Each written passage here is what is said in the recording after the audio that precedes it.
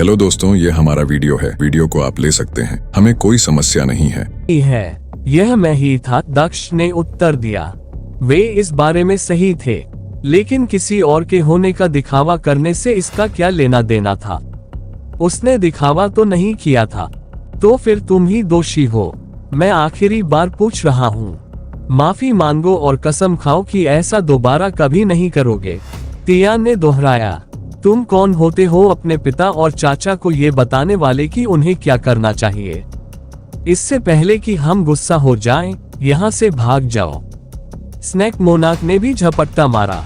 दक्ष उन्हें पीट नहीं रहा था, इसलिए वे हर बीतते सेकंड के साथ और अधिक घमंडी होते जा रहे थे और वह इसे बर्दाश्त नहीं कर सका। क्या तुम इस बारे में कुछ कर रहे हो या मुझे करना चाहिए? उसने दक्ष से पूछा। हाँ, आप मेरे मेहमान बनिए, दक्ष ने आलस से जवाब दिया और स्नैक मोनाक को मंच देने के लिए पीछे हट गया। दक्ष की हरकत देखकर स्नैक मोनाक का मुंह खुला का खुला रह गया। उसने कभी नहीं सोचा था कि दक्ष वाकई पीछे हट जाएगा और उसे लड़ने देगा। इसके बजाय उसने सोचा कि वह एक मर्द की तरह कोशिश करेगा और नेतृत्व करेगा। दूसरी बार सोचने पर आज तुम्हारी सजा का दिन है, इसलिए मैं तुम्हें लड़ने दूंगा, सर्प सम्राट ने उत्तर दिया और वह भी वापस उड़ गया। ठीक है, फिर मैं ये करूंगा, दक्ष ने आलस से कहा। उसने लापरवाही से अपना हाथ हिलाया। उसके हाथ की एक ही हरकत से तेज हवाएं चलने लगीं। ऐसा लग रहा था जैसे कहीं से भी नहीं। हवाएं इतनी तेज थीं कि युवा उनका विरोध नहीं कर सके। वे मक्खियों की तरह हवा में उड़ गए और दूर जाकर गिरे। दक्ष उसके कमरे के करीब गया और दरवाजा खोला। वही गलती दोबारा मत दोहराना, उन्होंने अंदर कदम रखा। हेलो दोस्तों, ये हमारा वीडियो है। वीडियो को आप ले सकते हैं, हमें कोई समस्या नहीं है। नॉवेल ऑफ किंग चैनल को सब्सक्राइब करें, लाइक, शेयर और ज्यादा से ज्यादा कमेंट करना। अगले पार्ट के लिए धन्यवाद। से पहले सूर्य संप्रदाय के शिष्यों को याद दिलाया। यह सही है, अपने पिता को इस तरह फिर से शर्मिंदा मत करो, सांप सम्राट ने भी अंदर कदम रखते हुए कहा। दरवाजा बंद था। वह बहुत शक्तिशाली थी, हम उसका विरोध नहीं कर सके। मुझे लगता है कि यह आदमी वास्तव में बहुत घमंडी है। उसे हमारे संप्रदाय के प्रभाव की परवाह नहीं है। इसके अलावा वह पहले से ही कुछ हद तक मजबूत है। क्या हमें एल्डर के आने का इंतजार करना चाहिए? ठीक है, हम एल्डर लू के आने का इंतजार करेंगे, फिर देखेंगे कि वह इतना घमंडी कैसे हो सकता है। अल्पविराम। और इस तरह इंतजार शुरू हुआ। युवा वापस नहीं लौटे और फिर से दक्ष के कमरे को घेर लिया, अपने एल्डर के लौटने का इंतजार करने लगे। उन्होंने पहले सोचा था कि दक्ष को पता चल जाएगा कि असली सनसेक्ट के लोग यहाँ हैं। उन्हें लगा कि सिर्फ उनकी छाती पर बना प्रतीक ही दक्ष को हिलाकर रख देगा, लेकिन ऐसा नहीं हुआ। इससे वे और भी ज्यादा परेशान हो गए, क्योंकि उन्हें लगा कि दक्ष ने उनके संप्रदाय का और भी ज्यादा अपमान किया है। लगभग 20 मिनट के बाद अंततः उनके एल्डर आए, उनके संप्रदाय के एक अन्य शिष्य के साथ जो उन्हें सूचना देने गया था। क्या वो अभी तक वापस नहीं आया? वो वापस आ गया, उसने भी हमारा अपमान किया। तियान ने एल्डर को जो कुछ हुआ था उसके बारे में बताना शुरू किया। उसने कुछ बातें बढ़ा चढ़ाकर भी बताई, जिससे एल्डर और भी क्रोधित हो गए। क्या उसने सचमुच कहा था कि वो जब चाहे हमारे संप्रदाय को नष्ट कर सकता है? एल्डर ने भौहें सिकोड़ते हुए पूछा। ये सही है, तियान ने उत्तर दिया। मुझे देखने दो कि कौन इतना बेशर्म होने की हिम्मत करता है। एल्डर ने दहाड़ते हुए लंच चेन के कमरे का दरवाजा लात मारकर तोड़ दिया। ये लोग फिर से? दक्ष ने निराश होकर टूटे हुए दरवाजे को देखते हुए पूछा। ऐसा लगता है कि जब तक मैं आप में से कुछ लोगों को नहीं मार देता, तब तक आप लोग नहीं समझेंगे। वो नहाकर बिस्तर पर बैठा ही था कि अचानक उसे ये घुसपैठिए दिखाई दिए। क्या तुम सच में मानते हो कि तुम जब चाहो हमारे संप्रदाय को नष्ट कर सकते हो? एल्डर ने दक्ष से पूछा। खैर, ये पूरी तरह से झूठ नहीं होगा। मुझे लगता है कि मुझे ऐसा करने में सक्षम होना चाहिए, दक्ष ने उत्तर दिया। मरना। बिना कुछ सोचे समझे एल्डर ने दक्ष पर हमला कर दिया। दर्जनों की तलवारें दक्ष की ओर उड़ी और उसे छेदने की कोशिश करने लगी। गलत फैसला, दक्ष ने बुदबुदाते हुए कहा, जैसे ही उसका चेहरा गायब हुआ। वह उस बुजुर्ग के सामने आया जिसने उस पर हमला किया था और उसने अपना हाथ बुजुर्ग की छाती के अंदर डाला। उसने बुजुर्ग के दिल को कुचल दिया, इससे पहले कि क्यों तलवारें दीवार पर लग पाती। क्या अब तुम खुश हो? क्या यही तुम चाहते थे? दक्ष ने पूछा और उसने एल्डर के पेट पर लात मारी और उसे उसके कमरे से बाहर धकेल दिया। जो युवा अपने बड़े भाई के साथ गर्व से आए थे, वे अचानक डर के मारे लाल हो गए जब उन्होंने देखा कि क्या हुआ था। वे कमरे से बाहर भाग गए। अल्पविराम, अपनी जान को जोखिम में डालकर सभी बच्चे कमरे से बाहर भागे। उन्होंने देखा कि बुजुर्ग का शव जमीन पर पड़ा हुआ है और उसमें कोई हरकत नहीं हो रही है। ये स्पष्ट था कि दक्ष रुकने वाला नहीं था। अगर वह उनके एल्डर को मारने के लिए इतना पागल था तो उसे उन्हें मारने में संकोच करने का कोई मौका नहीं था। सीढ़ियों से नीचे उतरते समय उनके दिल तेजी से धड़क रहे थे। वे प्रार्थना कर रहे थे कि दक्ष उन्हें मार ना दे। क्या तुम उन्हें भी मारने जा रहे हो? सांप सम्राट ने दक्ष से पूछा। क्या मुझे ऐसा करना चाहिए? हम सभी जानते हैं कि इसका अंत कैसे होगा। मैं उन्हें जाने दूंगा और वे अपने संप्रदाय के गुरु को बुलाएंगे। जब तक हम भूतहा शहर से निकलेंगे तब तक संप्रदाय का गुरु आ जाएगा और वह मुझे मारने की कोशिश करेगा, लेकिन मैं मर जाऊंगा। उन्हें छोड़ना वाकई बेवकूफी होगी, दक्ष ने मुस्कुराते हुए सोचा। यह सही है, चलो उन्हें बाहर ले चलते हैं, सांप सम्राट ने सुझाव दिया। हाँ, मैंने उन्हें जाने का मौका दिया था, लेकिन वे नहीं गए, तो शायद, दक्ष ने सहमति जताते हुए गायब हो गया। सूर्य संप्रदाय के अनुयायी अभी होटल से बाहर निकले ही थे कि वे रुक गए। उन्होंने देखा कि दक्ष उनके सामने खड़ा था, मानो वो उनका इंतजार कर रहा हो। चलो चलते हैं, हम वादा करते हैं कि हम तुम्हें माफ कर देंगे। अगर तुमने हमें मार दिया तो तुम्हें नहीं पता कि तुम किस तरह की मुसीबत में पड़ोगे। तियान ने दक्ष को चेतावनी दी, भले ही वह वास्तव में अंदर तक डरा हुआ था। तुम्हें मारने से मुझे परेशानी होगी। तुम ऐसा कह रहे हो जैसे कि अगर मैं तुम्हें जाने दूं तो तुम सच में इसे भूल जाओगे। इसके अलावा किस तरह की परेशानी? क्या वे उससे भी बदतर हो सकती हैं जो लोगों को तुम्हारे बड़े को मारने पर मिलती हैं? दक्ष ने पूछा। हाँ, सूर्य संप्रदाय के सर्वोच्च बुजुर्ग मेरे दादा है। यदि आप मुझे मार देंगे तो वे। तियान ने अपने परिवार के प्रभाव से दक्ष को धमकाना शुरू कर दिया, लेकिन इससे पहले कि वह अपनी बात पूरी कर पाता, वह रुक गया। उसने धीरे से अपना हाथ उसकी गर्दन को छूने के लिए उठाया, तभी उसे एहसास हुआ कि हर जगह खून था। उसकी गर्दन कटी हुई थी। तुम बहुत ज्यादा बातें करते हो। तुम्हें सच में पता होना चाहिए कि जो व्यक्ति तुम्हारी जिंदगी का मालिक है, उससे दुश्मनी करना हमेशा बुरा ही साबित हो सकता है, दक्ष ने कहा। तियान का शरीर जमीन पर गिर गया। जहां तक तुम्हारे दादाजी की बात है, उन्हें कौन बताएगा? आप में से कोई या इस शहर के लोग? वे अपने अन्वेषण पर ध्यान केंद्रित करने के बजाय यहाँ क्या हुआ, इसके बारे में दूर के संप्रदाय को बताने की परवाह क्यों करेंगे? उसने आगे कहा, लेकिन तियान अब सुनने के लिए जीवित नहीं था। उसने जल्द ही अपना ध्यान अन्य युवाओं की ओर लगाया जो अपने जूते हिलाने लगे थे। उनमें से कुछ तो घुटनों के बल बैठकर बार बार दक्ष से माफी मांगने लगे। दक्ष ने उन युवाओं के क्षमा प्रार्थी चेहरों को देखा जो आंसुओं से भरे हुए थे और अपनी जान की भीख मांग रहे थे। मैं क्षमा चाहता हूँ, लेकिन तुम्हें इस बारे में पहले सोचना चाहिए था। मेरे पास इतना खाली समय नहीं है, दक्ष ने जवाब दिया। तभी अचानक कुछ स्थानिक ब्लेड प्रकट हुए जिन्होंने एल्डर्स को मार डाला। शवों को पीछे छोड़कर दक्ष आलस से होटल के अंदर चला गया। उत्तरी साम्राज्य में अराजकता फैल गई क्योंकि उत्तरी जनरल की मृत्यु की खबर हर जगह फैल गई थी। जाहिर है कि वह ड्रैगन मंदिर में कभी वापस न लौटने के लिए घुसा था।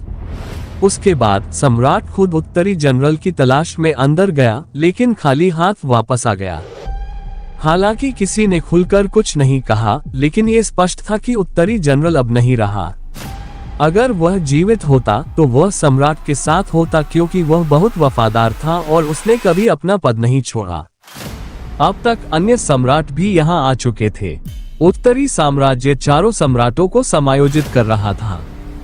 चारों सम्राट ये जानकर दंग रह गए कि एक जनरल की मौत हो गई है। उन्हें लगा कि यह किसी साधक का काम नहीं हो सकता। अब केवल एक ही संभावना बची थी। एक रक्त ड्रैगन ने उन्हें मार डाला था। क्या इसका मतलब यह नहीं है कि रक्त ड्रैगन सम्राट वापस आने वाला है और रक्त ड्रैगन अपनी वफादारी दिखाने की कोशिश कर रहे हैं? पूर्वी सम्राट ने पूछा। हमें इस बारे में कुछ करने की जरूरत है। हम सभी को नहीं खो सकते। मैं सहमत हूँ, लेकिन हम क्या कर सकते हैं? हम नहीं जानते कि वे कहाँ हैं। सभी रक्त ड्रैगन गायब हो गए हैं और उन्हें ढूंढना असंभव है। इसके अलावा हम ये भी नहीं जानते कि रक्त ड्रैगन सम्राट का शरीर कहाँ है, पश्चिमी सम्राट ने कहा। हाँ, हमने संत सम्राट के महल की तलाशी ली, लेकिन हमें वहां भी कुछ नहीं मिला। ड्रैगन सम्राट के शरीर के छिपे होने के स्थान के बारे में कुछ नहीं पता था, दक्षिणी सम्राट ने आह भरते हुए कहा। हम कुछ नहीं कर सकते, बस बेकार बैठे रह सकते हैं। मुझे लगता है कि हम कभी भी ब्लड ड्रैगन सम्राट का शरीर नहीं खोज पाएंगे। उनकी वापसी अपरिहार्य है। हम केवल युद्ध की तैयारी कर सकते हैं। आप सभी वापस जाएं और युद्ध की तैयारी करें। साथ ही अपने जासूसों को ब्लड ड्रैगन की खोज में फैलने दें। हमें हर कीमत पर यह पता लगाना होगा कि वे कहाँ हैं। उत्तरी सम्राट ने कहा। बी जान। बाकी लोग भी इस सुझाव से सहमत हो गए और इस तरह चारों सम्राटों की बैठक समाप्त हो गई। सभी अपने अपने साम्राज्यों में अपने जनरलों के साथ काम करने के लिए चले गए। केवल उत्तरी सम्राट ही ऐसा था जिसके पास अब कोई जनरल नहीं था। उसने अपना दाहिना हाथ खो दिया था। उत्तरी सम्राट सिंहासन कक्ष में वापस चले गए और विचारों में खोए हुए प्रतीत हुए। जब वह सिंहासन पर बैठा हुआ ये योजना बना रहा था कि क्या करना चाहिए, तो उसने दरवाजा खुलने की आवाज सुनी। आगे देखने पर उसे एहसास हुआ कि यह कोई और नहीं बल्कि वही टीम थी जिसे उसने नश्वर दुनिया में ये देखने के लिए भेजा था कि क्या स्वर्गीय दानव के प्रकट होने की खबर सच थी। ये वे लोग थे जो अमर दुनिया में जाने से पहले दक्ष को पकड़ने में असफल रहे थे। तो खबर क्या है? मैंने सुना है कि यह सच है कि एक स्वर्गीय दानव प्रकट हुआ था और तुम उसका पीछा कर रहे थे। क्या तुमने उसे पा लिया? सम्राट ने पूछा। हमें वह नहीं मिला। हमारे वहां पहुंचने से पहले ही वह भाग गया। मुझे लगता है कि अब उसे ढूंढ पाना असंभव होगा। हमें जो निशान मिले हैं उनसे ऐसा लगता है कि वह स्वर्गिक राक्षसों द्वारा नियंत्रित दुनिया में चला गया है। दूतों में से एक ने झूठ बोलते हुए उत्तर दिया। उन्होंने इस बारे में बहुत समय तक सोचा और आपस में इस पर चर्चा की। फिर आखिरकार उन्होंने फैसला किया कि झूठ बोलना बेहतर है। सच बताने के बजाय कि वे उस आदमी के सामने होने और मारे जाने के बावजूद असफल रहे, उन्होंने झूठ बोला। किसी भी हालत में यह इसके लिए मारे जाने से बेहतर था। और भले ही दक्ष यहाँ था, लेकिन वह यहाँ कोई परेशानी पैदा नहीं कर सकता था, उन्होंने सोचा। और अगर उसने परेशानी खड़ी भी की और यह पता चला कि वह यहाँ था, तो भी दूतों को दोष नहीं मिलेगा, क्योंकि यह भी संभव है कि दक्ष किसी दूसरी दुनिया से भागकर यहाँ आया हो। ये साबित करने का कोई तरीका नहीं था कि वे उसे पकड़ने में असफल रहे। पहले रक्त ड्रैगन सम्राट का प्रकट होना और फिर यह स्वर्गीय दानव सदस्य। उसे वास्तव में अभी प्रकट होना था, उत्तरी सम्राट ने आह भरते हुए कहा। उन्होंने चारों दूतों की ओर देखा और फिर अपनी बात जारी रखी। कोई बात नहीं, आप सब जा सकते हैं। दूतों ने राहत की सांस लेते हुए सम्मान पूर्वक विदा ली, क्योंकि वे समस्या से बच गए थे। अब वे लगभग सुरक्षित थे।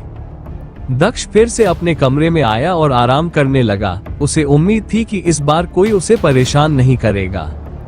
उन्हें किसने मारा?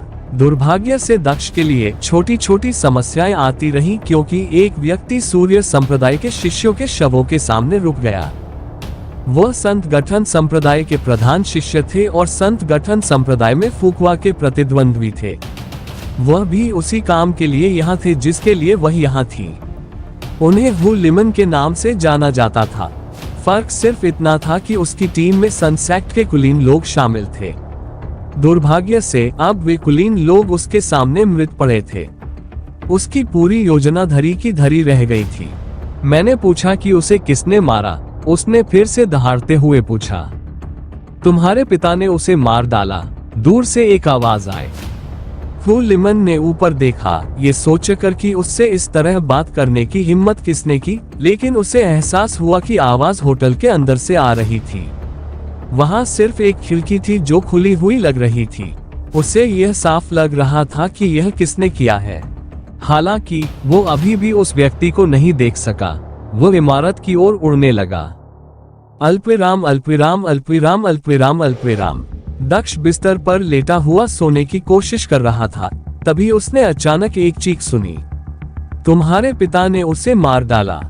आवाज सुनकर वह उठ बैठा और सर्प सम्राट की ओर देखने लगा जो इमारत के पास उड़ रहा था। अब तुम किस मुसीबत में फंसने वाले हो? दक्ष ने पूछा। मैं कुछ नहीं कर रहा हूँ। ये समस्याएं हैं जो तुम्हारे पास आती रहती हैं। एक बात दूसरे को जन्म देती है। तुमने जिन लोगों को मारा, ऐसा लग रहा था कि हमने किसी को नाराज किया है। मुझे लगता है कि अगर तुम खुद को देखो तो बेहतर होगा। ऐसा लगता है कि पूरा शहर जल्द ही तुम्हारा दुश्मन बन जाएगा। तुम्हारी किस्मत वाकई खराब है, स्नैक मोनाक ने कहा। क्या किस्मत? मेरी जिंदगी में सिर्फ तुम ही बदकिस्मत हो, दक्ष ने आंखें घुमाते हुए कहा। वह बिस्तर से उतरा और खिड़की की तरफ चला गया, ये देखने के लिए कि क्या हो रहा है। जैसे ही दक्ष ने खिड़की से बाहर देखा, वो अपना सिर पकड़ने से खुद को रोक नहीं सका, मानो उसका सिर दर्द कर रहा हो। एक और नौजवान, ये कभी खत्म नहीं होता है ना? इस समय तो शहर को ही मिटा देना आसान होगा, उसने झुंझलाते हुए कहा। हू लिमिन खिड़की के बाहर दक्ष के सामने रुक गया। क्या तुमने ऐसा कहा? युवक ने पूछा। क्या तुम ही हो जिसने उन युवाओं को मारा? मैंने नहीं किया। आप गलत है। मैं तो एक मक्खी भी नहीं मार सकता, दक्ष ने कंधे उचकाते हुए जवाब दिया।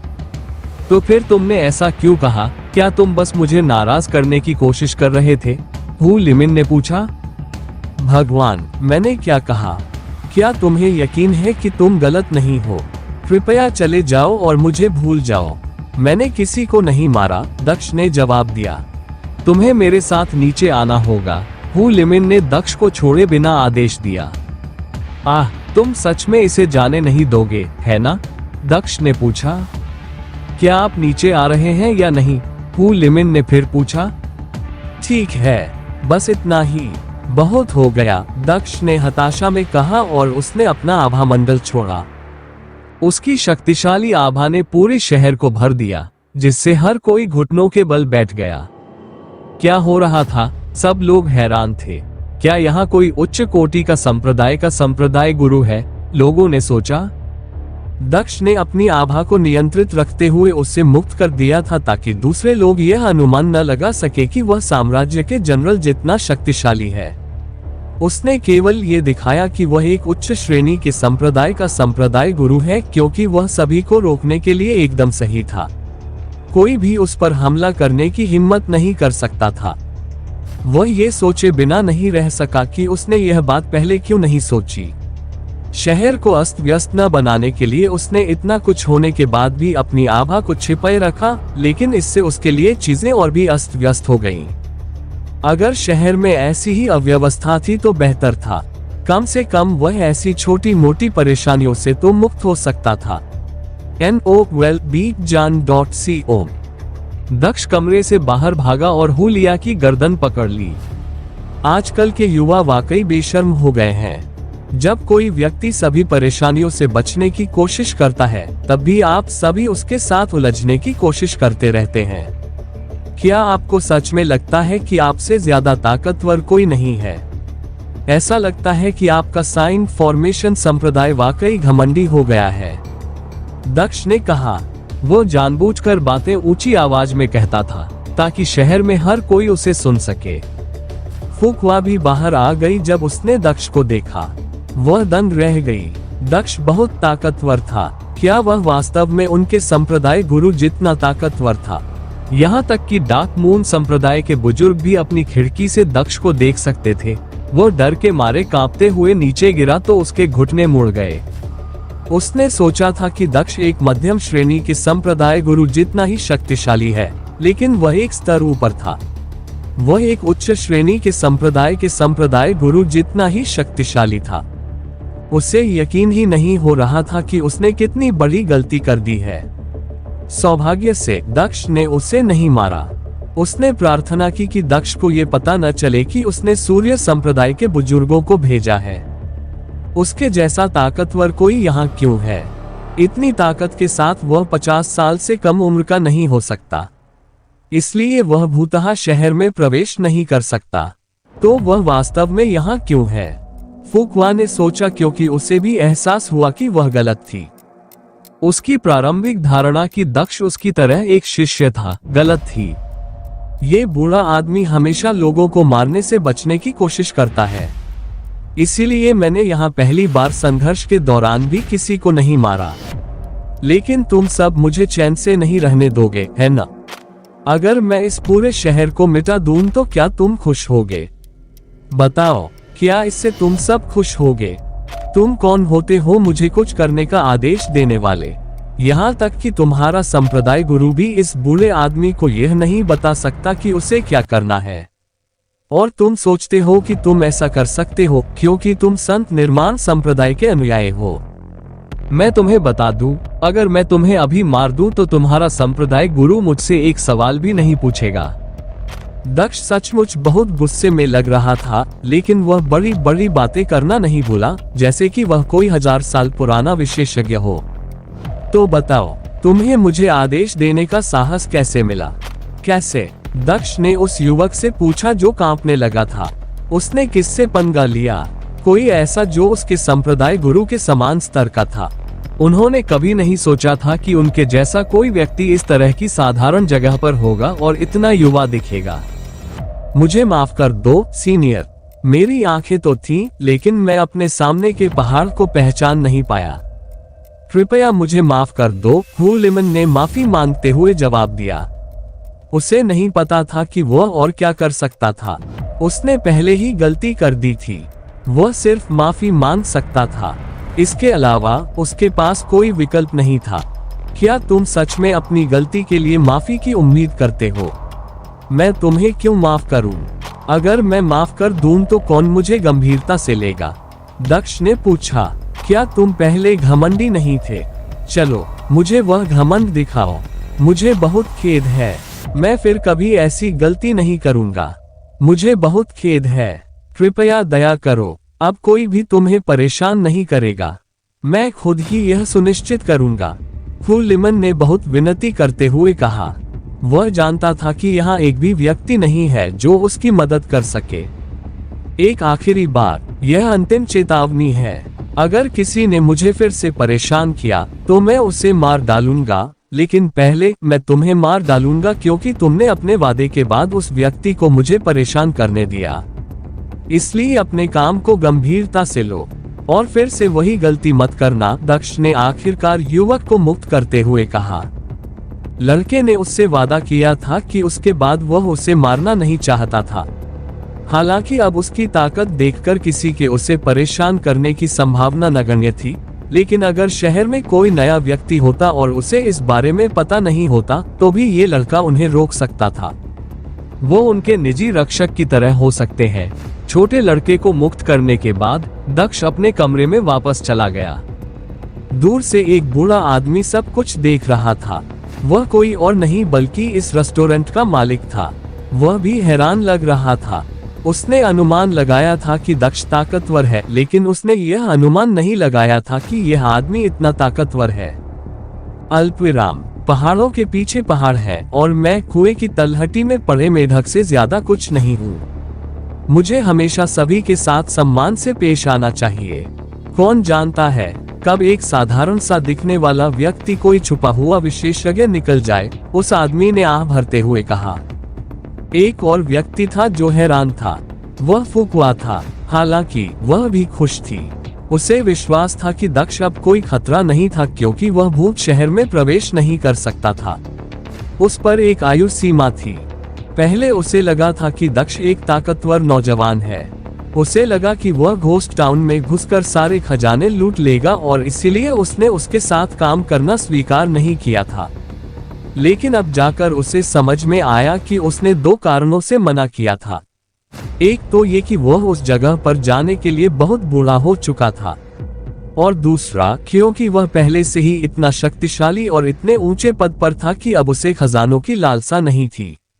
उसने भी राहत की सांस ली और वापस लौटकर चली गई। वह आखिरकार निश्चिंत हो गई। इसके अलावा एक और अच्छी बात हुई थी।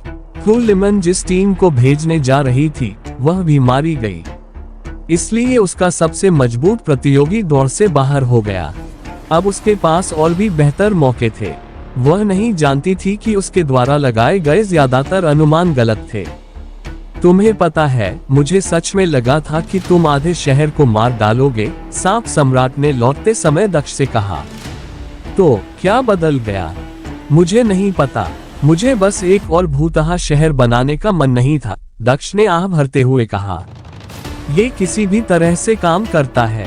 अब मैं परेशानियों से मुक्त हूँ और कोई भी हमें परेशान नहीं करेगा, कम से कम तब तक जब तक भूतहा शहर दिखाई नहीं देता। क्या तुमने सचमुच नहीं सोचा कि जब तुम भूतहा शहर में प्रवेश करोगे तो क्या होगा? हर कोई समझ जाएगा कि तुम कोई पुराने विशेषज्ञ नहीं हो। फिर क्या होगा? सर्प सम्राट ने पूछा। मैं जानता हूँ कि तुम क्या कहना चाह रही हो, ये कि हर कोई जान जाएगा कि एक युवा है जो एक उच्च श्रेणी के संप्रदाय गुरु जितना शक्तिशाली है। चिंता मत करो, मैंने पहले ही इस बारे में सोच लिया है। कोई नहीं जान पाएगा कि मैं युवा हूँ। मैं उस चीज में बहुत अच्छा हूँ, दक्ष ने आलस से कहा। वह आंखें बंद करके बिस्तर पर लेट गया। भले ही कोई हमें परेशान नहीं करेगा, फिर भी तुम पर नजर रखने की जिम्मेदारी है। अगर कुछ हो जाए तो मुझे जगा देना, उसने सर्प सम्राट से कहा और उसे सतर्क रहने की याद दिलाई। जल्द ही दक्ष सो गया। NWBJNN। एक और दिन बीत गया और एक भी व्यक्ति ने दक्ष को परेशान नहीं किया। फू लिमन ने व्यक्तिगत रूप से यह सुनिश्चित किया क्योंकि दक्ष की धमकी के अनुसार उसका जीवन इस पर निर्भर था। दक्ष के पास सिर्फ तभी कोई आता था जब उसे खाना मिलता था। उसके अलावा किसी के पास भी उसके पास आने का परमिट नहीं था। हालांकि कोई भी उसके पास नहीं जाना चाहता था। वे सभी दक्ष से जितना हो सके उतना दूर रहना चाहते थे। जो कुछ हुआ था उसके कारण फू लिमन ने भूतहा शहर के अंदर एक टीम भेजने की अपनी योजना पहले ही छोड़ दी थी। जहां तक दूसरी टीमों की बात है तो वे पहले से ही प्रवेश की तैयारी कर चुके थे। यह वो दिन था जब घोस्ट टाउन दिखाई देने वाला था। यहाँ तक कि दक्ष भी कमरे से बाहर निकलते समय बहुत ही शानदार कपड़े पहने हुए था ताकि भूत शहर के आगमन की तैयारी कर सके। वह शहर के उस छोर पर उड़ गया जहाँ भूतहा शहर का प्रवेश द्वार दिखाई देने वाला था। उसके आगमन ने बहुत ध्यान आकर्षित किया। ज्यादातर लोगों ने सोचा कि वह यहाँ देखने आया है, लेकिन कुछ लोगों ने इसके विपरीत सोचा। फुकवा ने ये सवाल सीधे दक्ष से पूछा। वरिष्ठ नमस्कार, उसने दक्ष से कहा, उसके साथ एक वरिष्ठ की तरह व्यवहार करते हुए। नमस्ते नन्हे, तो तुम्हें अंततः पता चल गया कि मैं कौन हूँ? दक्ष ने पूछा। हाँ, मैंने किया। आप किसी उच्च श्रेणी के संप्रदाय के शिष्य नहीं हैं, बल्कि एक संप्रदाय के गुरु हैं। क्या मैं पूछ सकता हूँ कि महान वरिष्ठ यहाँ क्यों आए? और क्या आप मेरे पिता को जानते हैं? फुकवा ने पूछा। मुझे यहाँ क्या लाया है? मैं बस यहाँ अंदर की यात्रा करने आया हूँ ताकि देख सकूं कि क्या मैं किसी तरह सभी आत्माओं को मुक्ति दे सकता हूँ। मैंने इस जगह के बारे में बहुत कुछ सुना है और मुझे उन सभी आत्माओं के लिए बुरा लगता है जो इस अधर में फंसी हुई हैं। इसलिए मैं उन्हें परलोक भेजने के लिए अंदर जाऊंगा, दक्ष ने गर्व से कहा। लगभग सभी लोगों ने सुना कि वह क्या कह रहा था। तुम अंदर कैसे आ सकते हो? क्या तुम्हारी उम्र सीमा से ज्यादा नहीं है? फुकवा ने चौंकते हुए पूछा। क्या वह वाकई अंदर आ रहा था? जब आपके पास ताकत हो तो कुछ भी असंभव नहीं है। यहाँ तक कि आत्माओं का श्राप भी बेकार हो जाता है। मुझे प्रवेश करने से कोई नहीं रोक सकता, इसलिए आपको चिंता करने की जरूरत नहीं है, दक्ष ने उत्तर दिया। हाँ, क्या तुम गंभीर हो? तुम सच में अंदर घुसने वाले हो? यहाँ तक कि हमारे संप्रदाय के गुरु भी ऐसा कुछ करने की कोशिश नहीं करेंगे। क्या तुम गंभीर हो? फुकवा ने चौंकते हुए पूछा। मैं क्यों नहीं करूंगा, जैसा कि मैंने कहा यह कोई बड़ी बात नहीं है, मुझे विश्वास है कि मैं ये कर सकता हूँ, दक्ष ने कहा। लेकिन चिंता मत करो, मैं इंतजार करूंगा। मैं आप सभी के जाने से पहले आत्माओं को मुक्ति नहीं दूंगा। खजाना ढूंढो और चले जाओ, उसके बाद मैं ये करूंगा, और जब शहर गायब हो जाएगा तो वो फिर कभी दिखाई नहीं देगा, दक्ष ने फुकवा से झूठ। हेलो दोस्तों, ये हमारा वीडियो है। वीडियो को आप ले सकते हैं, हमें कोई समस्या नहीं है। नॉवेल ऑफ किंग चैनल को सब्सक्राइब करें, तो लाइक, शेयर और ज्यादा से ज्यादा कमेंट करना। अगले पार्ट के लिए धन्यवाद। बोलते हुए कहा। अद्भुत, तो यही है शक्तिशाली व्यक्ति होने का मतलब। मैं सीनियर को धन्यवाद देना चाहूंगा कि उन्होंने शहर छोड़ने तक हमारा इंतजार किया। लेकिन क्या मैं सीनियर से एक और बात पूछ सकता हूँ?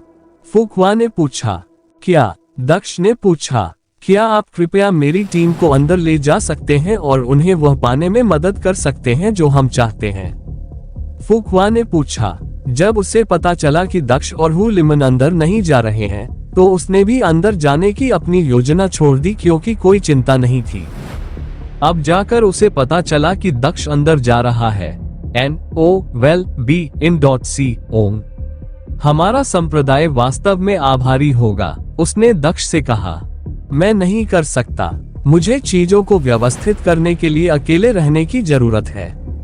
चूंकि मैं बड़ा हूँ, इसलिए मेरे चारों ओर की आत्मा की आभा कम हो जाएगी। अगर आपकी टीम के सभी लोग मेरे साथ रहेंगे तो वे मर जाएंगे, इसलिए मैं आपकी मदद नहीं कर सकता। बेहतर होगा कि वे अकेले ही जाएं, दक्ष ने ईमानदारी से जवाब दिया। मैं समझ गया, फुकवा ने थोड़ा निराश होकर सिर हिलाया। वह अपनी टीम के पास वापस चली गई। समय बीतता गया और आखिरकार अजीब सी आवाजें हवा में भर गईं। ऐसा लग रहा था मानो हजारों प्राणी रो रहे हों और चीख रहे हों, लेकिन कोई नहीं देख पा रहा था कि कौन रो रहा है। दूर दूर तक एक काल्पनिक शहर भी दिखाई देने लगा, जो हर बीतते सेकंड के साथ और भी वास्तविक होता जा रहा था। एक अजीब सा कोहरा भी पूरे इलाके में छाने लगा। यहाँ हर व्यक्ति कमर तक अजीब धुंध में डूबा हुआ था। क्या वो भूतहा शहर है? सर्प सम्राट ने पूछा। तुम्हें क्या लगता है वह क्या हो सकता है? दक्ष ने व्यंग्यात्मक लहजे में पूछा। मैं बस सुनिश्चित कर रहा हूँ। ये निश्चित रूप से एक भूत शहर की भावना है, लेकिन आत्माओं को मुक्त करने के बारे में वह बात क्या थी? क्या हम वास्तव में ऐसा कर रहे हैं? स्नैक मोनाक ने पूछा। तुम क्या सोचते हो? दक्ष ने मुस्कुराते हुए पूछा। मुझे लगता है कि किसी कारण से आप गंभीर थे, सांप सम्राट ने कहा। यह सही है, मैं गंभीर था, मैं भी यही करना चाहता हूँ, दक्ष ने जवाब दिया। हाँ, तुम्हें भूतों पर दया कब से आने लगी? स्नैक मोनाक ने हंसते हुए पूछा। मुझे मत बताओ कि तुम नर्म हो रहे हो। नहीं, वास्तव में नहीं। वास्तव में जो मैं चाहता हूँ उसे पाने के लिए मुझे ये करना ही होगा। बस इंतजार करो और देखो, दक्ष ने सांप सम्राट से कहा। इसके अलावा मुझसे बहुत दूर मत जाओ, अन्यथा मेरी सुरक्षा का तुम पर कोई असर नहीं होगा। ठीक है, मैं नहीं चाहता कि तुम पागल हो जाओ। तुम पहले से ही काफी पागल हो, उसने आगे कहा, क्योंकि वह भूत शहर के पूरी तरह से प्रकट होने का इंतजार कर रहा था। इसमें ज्यादा समय नहीं लगा, क्योंकि भूतहा शहर आखिरकार पूरी तरह से दिखाई देने लगा। सब कुछ असली लग रहा था, हालांकि धुंध अभी भी वहां थी। जैसे ही शहर दिखाई दिया, सभी लोग प्रवेश द्वार की ओर भागने लगे। सभी टीमें जल्द ही भूत शहर में प्रवेश कर गईं। केवल दक्ष के अलावा जो लोग टीमों के साथ थे, वे ही पीछे रह गए। अन्य लोगों के विपरीत दक्ष अंत में प्रवेश करने वाला व्यक्ति था। क्या तुम्हें सच में लगता है कि वह सफलतापूर्वक प्रवेश कर सकता है? मैंने जो सुना है उसके अनुसार तुम्हारे पिता भी प्रवेश नहीं कर सकते। यह आदमी निश्चित रूप से मर जाएगा, हु लिमन ने फुकवा से कहा जब उसने दक्ष को शहर की ओर उड़ते हुए देखा। क्या तुम्हें खुश नहीं होना चाहिए? अगर वह मर गया तो तुम उससे छुटकारा पालोगे, फुकवा ने मुस्कुराते हुए पूछा। लेकिन ईमानदारी से कहूं तो मुझे यकीन नहीं है। जब उसने कहा कि वह मानदंडों को पूरा न करने के बावजूद प्रवेश कर सकता है, तो मैंने उसमें आत्मविश्वास देखा। कौन जानता है, हो सकता है कि वो प्रवेश करके बच जाए। हम देखेंगे, फू लिमन ने बड़बड़ाते हुए कहा। केवल तभी ही नहीं बल्कि अन्य लोग भी ये देखने के लिए इंतजार कर रहे थे कि क्या दक्ष अंदर प्रवेश कर पाएगा। उनमें से किसी को भी यह नहीं पता था कि दक्ष वास्तव में शहर में प्रवेश करने वाले सभी लोगों से छोटा था। उनके प्रवेश पर कोई प्रतिरोध नहीं हुआ, वे आसानी से अंदर आ गए। जैसे ही दक्ष ने शहर में प्रवेश किया, वो दूसरों की नजरों से ओझल हो गया। वो वास्तव में इतनी आसानी से प्रवेश कर गया। क्या हमने इस अभिशाप को अधिक महत्व दिया? ये वास्तव में मजबूत साधकों पर काम नहीं करता है? ऐसा ही होना चाहिए, लेकिन फिर कोई भी इतना शक्तिशाली साधक यहाँ क्यों आएगा? अंदर का खजाना इतना अच्छा नहीं होगा। मैं सहमत हूँ, इस आदमी को ही यहाँ आना चाहिए, क्योंकि वह भूतों को मुक्ति देना चाहता था। यह आदमी कितना दयालु है, भूतों की चिंता करता है। उसका दिल वाकई बहुत कोमल होगा। मुझे लगता है कि यह सही है। क्या तुमने नहीं देखा, पिछली बार भी उसने इतना अपमान होने के बावजूद यंग मास्टर हु को नहीं मारा। मुझे लगता है कि यह आदमी दिल से वाकई एक संत है। चूंकि सभी ने दक्ष के इरादे को गलत समझा था, इसलिए वे सभी उसकी प्रशंसा कर रहे थे। यहाँ तक कि फूकवा भी हैरान था। इन सब बातों से अनजान दक्ष रेस्तरां के अंदर पहुंच गया। अंदर से देखने पर यह साधारण लगता है। खजाने तक पहुंचने में इतनी मुश्किल क्या है? सांप सम्राट ने दक्ष से पूछा जब वे शहर के अंदर उतरे। तुम्हें कुछ भी महसूस नहीं होता क्योंकि तुम मेरी सुरक्षा में हो। अगर तुम मेरे संरक्षण में नहीं होते तो तुम आत्माओं की चीखें सुन रहे होते जो तुम्हें पागल कर रही होती।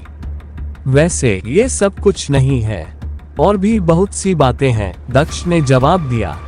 कौन सी चीजें? सर्प सम्राट ने पूछा। आप हमारे सामने 3 रास्ते देख रहे हैं। प्रत्येक रास्ते पर अलग अलग तरह की परेशानियां हमारा इंतजार कर रही होंगी। पहला रास्ता तीनों में सबसे आसान बताया गया है और तीसरा रास्ता तीनों में सबसे कठिन बताया गया है, दक्ष ने जवाब दिया। तो फिर चलो पहला रास्ता लेते हैं, सांप सम्राट ने सुझाव दिया। हम नहीं जाएंगे, हमें तीसरा रास्ता लेना होगा, दक्ष ने तीसरे रास्ते की ओर चलते हुए कहा। क्यों और पैदल क्यों चले? चलो शहर के ऊपर से उड़कर उसके केंद्र तक चले, सर्प सम्राट ने आगे पूछा। हम भी उड़ नहीं सकते, हमें नियमों का सम्मान करना चाहिए। अगर तुम उड़ोगे तो शहर की सारी आत्माएं तुम पर हमला कर देंगी। अब मैं उनसे आसानी से निपट सकता हूँ क्योंकि वे मुझ पर कब्जा नहीं कर सकती, लेकिन ये समय की बर्बादी होगी, इसलिए पैदल चलना बेहतर है, दक्ष ने जवाब दिया। ये तो ठीक है, लेकिन तीसरा रास्ता क्यों? सर्प सम्राट ने पूछा। क्योंकि यही वह रास्ता है जो हमें हमारी मंजिल तक ले जाएगा।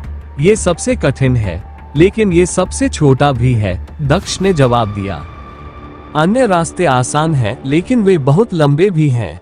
हमारे पास जो फायदे हैं, उन्हें देखते हुए हमें इसमें समय बर्बाद नहीं करना पड़ेगा, दक्ष ने सर्प सम्राट से कहा जब वह तीसरे रास्ते की ओर चल पड़ा। बाकी टीमों ने पहला रास्ता चुना था और कुछ विरल लोगों ने दूसरा रास्ता चुना था। दक्ष तीसरे रास्ते पर एकमात्र व्यक्ति था।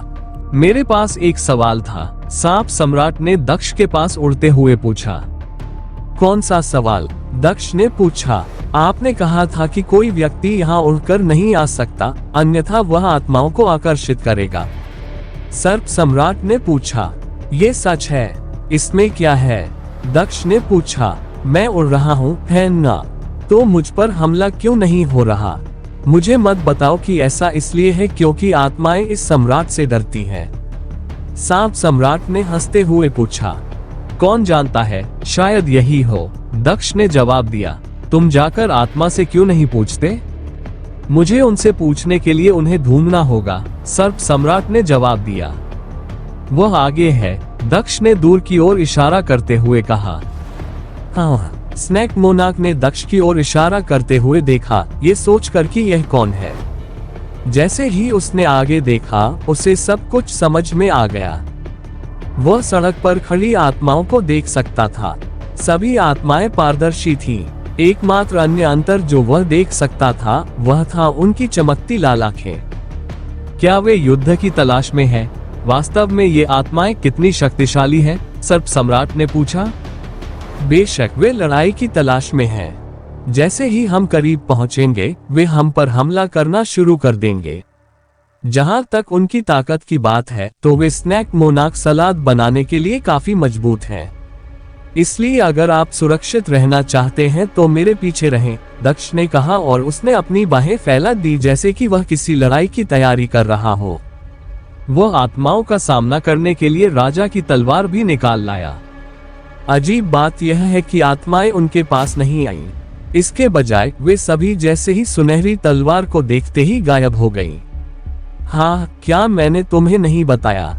वे मुझसे डरती हैं। जैसे ही मैं उनके करीब गया वे भाग गईं, स्नैक मोनाक ने गर्व से कहा। बस इतना ही मिला तुम्हें? दक्ष ने आंखें घुमाते हुए पूछा। मुझे लगता है कि इस तलवार का इसमें हाथ है। किसका? ये तो मुझे भी नहीं पता। वह आगे चलते हुए तलवार को देखता रहा। कौन जानता है, शायद वे लड़ना ही नहीं चाहते थे। मेरा मतलब है तुम निश्चित रूप से यहाँ सबसे ताकतवर हो। अगर वे लड़ते भी तो मर जाते। तो बस यही सोचो कि वे चतुर थे, स्नैक मोनाक ने कहा। जून, तुम इस बारे में क्या सोचती हो? इसका क्या कारण हो सकता है? क्या तुम तलवार में कुछ ऐसा महसूस कर सकती हो जो आत्माओं को प्रभावित कर सकता है? तुम भी तो एक खजाना आत्मा हो, दक्ष ने जून से पूछा, उस व्यक्ति के पास जाकर जो वास्तव में कुछ जान सकता था। मुझे नहीं पता। मुझे इस तलवार के बारे में कुछ भी अजीब नहीं लग रहा है।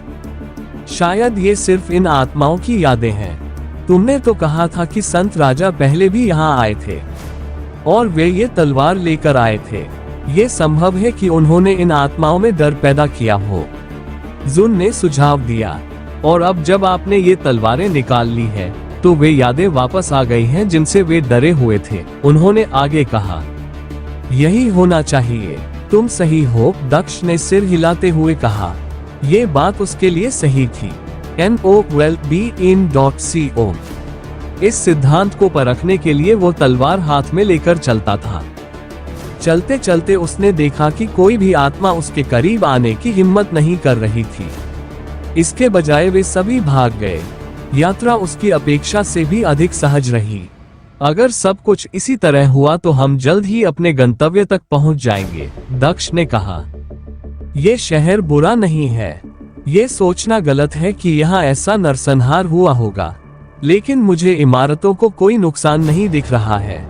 मुझे मत बताओ कि उस आदमी ने घरों की रक्षा करते हुए ऐसा किया, स्नैक मोनाक ने पूछा। मुझे कैसे पता चलेगा कि उसने ये कैसे किया? मुझे तो बस इतना पता है कि क्या हुआ था, यह नहीं कि यह कैसे हुआ, दक्ष ने जवाब दिया। 20 मिनट के भीतर वे सभी पूरे शहर की सबसे बड़ी इमारत के सामने रुक गए, जो कि बीचों बीच थी। यह वही जगह होनी चाहिए जहां नगर का स्वामी रहता था। उसके सारे खजाने भी यहीं होने चाहिए, दक्ष ने हवेली को देखते हुए कहा। यहीं पर वो डाकू रहता था? नाग सम्राट ने पूछा, क्योंकि वह भी हवेली को देख रहा था। हाँ, दूसरों को यहाँ आने में कम से कम कई दिन लगेंगे, दक्ष ने जवाब दिया। क्या तुम सचमुच उन सभी के यहाँ आने और खजाने लूटने का इंतजार करोगे? सर्प सम्राट ने पूछा। क्या बकवास कर रहे हो? मैं इंतजार क्यों करूं? क्या तुमने बाहर कहा था कि तुम मोचन कार्य शुरू करने से पहले सभी के बाहर आने तक प्रतीक्षा करोगे? इसमें बहुत समय लगेगा, मैं उब जाऊंगा, स्नैक मोनाक ने शिकायत की। क्या तुमने मेरी बात को गंभीरता से लिया? मैं तो बस दिखावा कर रहा था। मेरे पास इतना खाली समय नहीं है कि मैं उनके आने का इंतजार कर सकूं, दक्ष ने हंसते हुए कहा। वह हवेली की सीढ़ियां चढ़ते हुए दरवाजे के सामने पहुंच गया। उसने दरवाजा धक्का देकर खोला। दक्ष हवेली के अंदर गया और नीचे की ओर चला गया जहां तिजोरी रखी हुई थी। सौभाग्य से संत राजा ने वह सब कुछ लिख लिया था जो उसे जानना जरूरी था। वह तिजोरी की ओर बढ़ा, लेकिन एक भी आत्मा ने उसे रोकने की कोशिश नहीं की। अब तक ये शहर उसके लिए बिल्कुल सामान्य साबित हुआ था। वो बस अंदर चला गया और यहाँ पहुँच गया। इसके विपरीत शहर के अंदर कदम रखने वाले अन्य युवाओं को आक्रमण का सामना करना पड़ रहा था। हर जगह जाल और आत्माएं थीं जो युवा शिष्यों को ऐसा महसूस करा रही थी जैसे वे किसी बुरे सपने में हों। प्रत्येक कदम आगे बढ़ाना अपने आप में एक कठिन कार्य साबित हो रहा था। ये खास तौर पर उन लोगों के लिए था जिन्होंने दूसरा रास्ता चुना था। वे ज्यादा दूर नहीं गए थे कि एक आत्मा की भूल भुलैया में फंस गए, जिससे उन्हें दूसरी तरफ जाने के लिए गुजरना था। ये जगह पार करना उतना ही कठिन है जितना हमने सुना था। अगर हम इसी तरह चलते रहे तो हमें हवेली तक पहुंचने के लिए निश्चित रूप से 3 दिन से अधिक की आवश्यकता होगी। सौभाग्य से फुकुआ ने हमारी मदद करने के लिए हमें ये खजाना दिया। हमें बस उसे ब्रश देना है, बाकी सब हमारे पास ही है। खजाने के बारे में सोचना बंद करो और भूल भुलैया से गुजरने पर ध्यान केंद्रित करो। हम यहाँ फंस नहीं सकते। ठीक है, मैं ध्यान केंद्रित कर रहा हूँ। मेरी चिंता मत करो, अपने बारे में सोचो। युवा लोग भूल भुलैया से बाहर निकलने का रास्ता खोजने की कोशिश करते रहे। साथ ही वे जितना आगे बढ़ते गए, उनके पैर भी उतने ही भारी होते गए। ऐसा लग रहा था जैसे जैसे वे भूल भुलैया के अंदर अधिक समय तक रहे, गुरुत्वाकर्षण बढ़ता ही गया। अल्पविराम। दूसरों के विपरीत दक्ष न केवल हवेली तक पहुंचा, बल्कि वह घोस्ट टाउन के खजाने के सामने भी पहुंच गया। वह स्थान जहां खजाना था। अल्पविराम। दक्ष खजाने के सामने खड़ा था, जिसकी सुरक्षा एक संरचना द्वारा की जा रही थी। ये संरचना हजारों सालों से चल रही थी, कभी भी इसकी ऊर्जा समाप्त नहीं हुई। लेकिन इससे गुजरना असंभव भी नहीं था। संत राजा पहले भी इससे गुजरने में कामयाब हो चुके थे। ये संरचना ही वह कारण थी जिसके चलते फुकुआ ने अपनी टीम की मदद के लिए दक्ष से संपर्क किया। उसके बिना उसके पास अपनी टीम के साथ एक और संरचना विशेषज्ञ को भेजने के अलावा कोई विकल्प नहीं था। यह एक उच्च श्रेणी की संरचना है और यह विशेष रूप से एक हमलावर संरचना है। एक गलती और यह आप पर हमला कर देगा। सतर्क रहो, क्षुन ने दक्ष को याद दिलाया जब उसने उसे करीब आते देखा। शांत कमरे में उसकी आवाज आसानी से दक्ष तक पहुंच गई, भले ही उसने ऊंची आवाज में बात नहीं की थी। मुझे पता है कि मैं क्या कर रहा हूँ। मेरे पास दूसरी तरफ जाने का एक रास्ता है, दक्ष ने जवाब दिया। मैं बस किसी और के कदमों की नकल कर रहा हूँ, दक्ष ने जवाब दिया और उसने संरचना को छूने के लिए अपना हाथ बढ़ाया। उन्होंने उचित गणना करने के बाद संरचना के एक विशिष्ट भाग को पहले सुनिश्चित किया। कोई भी छोटी सी गलती संरचना को सक्रिय कर देती, लेकिन ऐसा नहीं हुआ। जिस स्थान को उसने छुआ वह चमकने लगा। दक्ष ने गहरी सांस ली और अपनी उंगली हिलाने की तैयारी करने लगा। तुम क्या कर रहे हो? जैसे ही दक्ष अपनी उंगली हिलाने वाला था, स्नेक मोनाक ने पूछा। सौभाग्य से दक्ष समय रहते रुक गया और कोई गलती नहीं होने दी। 10 मिनट तक चुप रहो, जरा सी गलती और यह पूरा कमरा जहर से भर जाएगा। मुझे परेशान मत करो, दक्ष ने सांप सम्राट को याद दिलाया। उसने एक बार फिर गहरी सांस लेकर अपना मन शांत किया। उसने अपनी उंगली हिलाना शुरू कर दिया। जैसे ही उसकी उंगली संरचना के बीच से गुजरी, एक नई रेखा बन गई। उसकी उंगलियां एक पेन की तरह काम कर रही थी जो उंगली हिलाने पर एक पैटर्न बना रही थी। सांप सम्राट जो कुछ हो रहा था उससे खुश था, लेकिन उसने कुछ नहीं कहा। वो बस दक्ष के अपना काम खत्म करने का इंतजार कर रहा था। जैसे जैसे सेकंड मिनटों में बदलते गए, समय बीतता गया। जल्द ही 20 मिनट बीत गए। पूरा ढांचा बिल्कुल अलग लग रहा था क्योंकि दक्ष ने उसके ऊपर कई अजीबोगरीब रेखाएं बना दी थीं। हालांकि कोई भी रेखा मूल ढांचे की रेखाओं को नहीं काटती थी। हो गया, दक्ष ने अंततः बात समाप्त करते हुए कहा। वापस बैठते ही उसने राहत की सांस ली। इससे मैं वास्तव में थक गया, जबकि मेरी साधना बहुत ऊंची है। मुझे आश्चर्य है कि संत किंग ने ऐसा कैसे किया। जब वे यहाँ आए थे तो उनकी साधना कमजोर होनी चाहिए थी, उन्होंने अपना सिर हिलाते हुए कहा।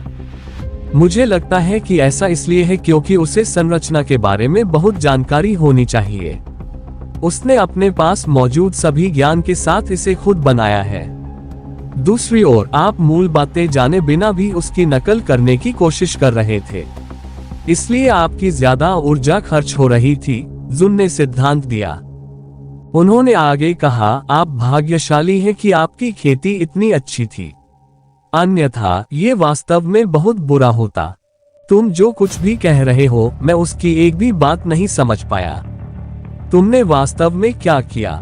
मैंने सिर्फ इतना देखा कि तुमने संरचना पर कुछ चित्र बनाए हैं, स्नैक मोनाक ने कहा।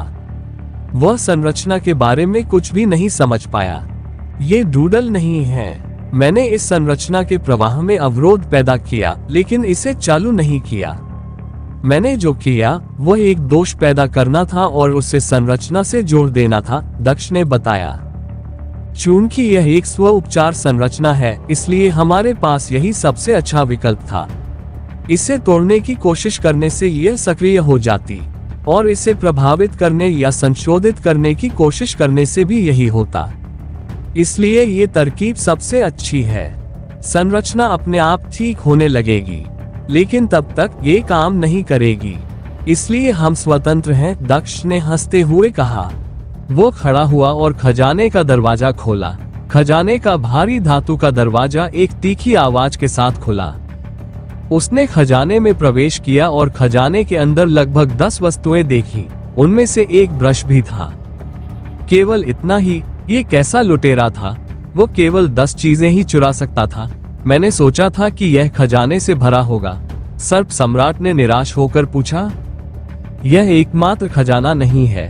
पूरे शहर में और भी कई खजाने फैले हुए हैं। ये सिर्फ एक ऐसा खजाना है जिसमें सबसे कीमती खजाने हैं, दक्ष ने समझाया।